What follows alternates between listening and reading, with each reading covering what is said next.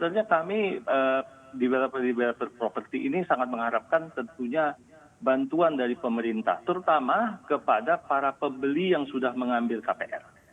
Jadi para pembeli yang sudah mengambil KPR ini pastikan pembeli-pembeli ini terpengaruh dengan adanya pandemi corona ini.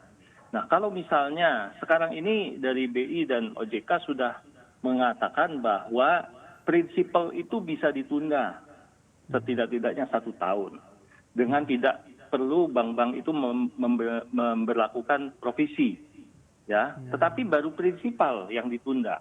Kalau bunga ditunda, tetap harus mereka membuat provisi tersebut.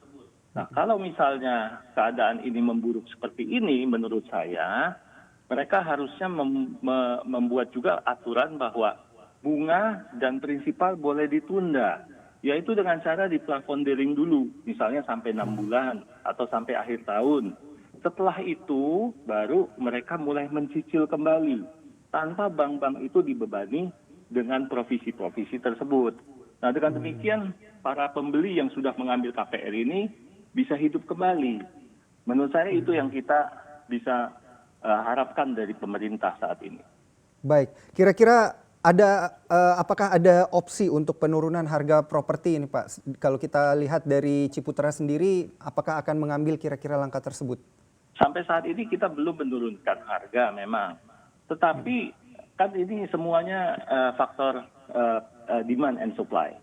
Jadi kalau demand-nya tidak ada, supply-nya masih tetap ada, ya pasti harga sangat terpressure untuk turun, ya.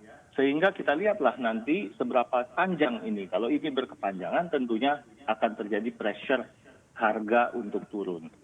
Itu yang saya lihat. Baik, kecenderungannya seperti apa, Pak? Kalau dari Ciputra sendiri dilihat dengan kondisi yang berjalan saat ini, ada tekanan dari daya beli dan juga dari bunga KPR juga. Kira-kira jangka waktunya pun juga akan seperti apa? Jangka waktu apa maksudnya? Jangka waktu dari terkait dengan tekanan ini, Pak? Iya, demand, jadi tekanan demand.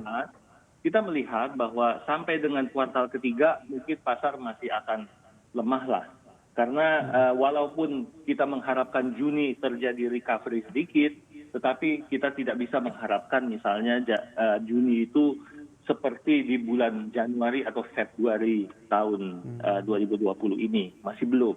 Nah, setelah kuartal ketiga, misalnya semuanya ini berjalan baik, ya, perlonggaran PSBB sudah dilakukan dan tidak terjadi disaster yang lebih besar. Begitu menurut saya pasti pasar itu akan kembali. Karena biar bagaimanapun kebutuhan perumahan itu tetap ada di pasar ini.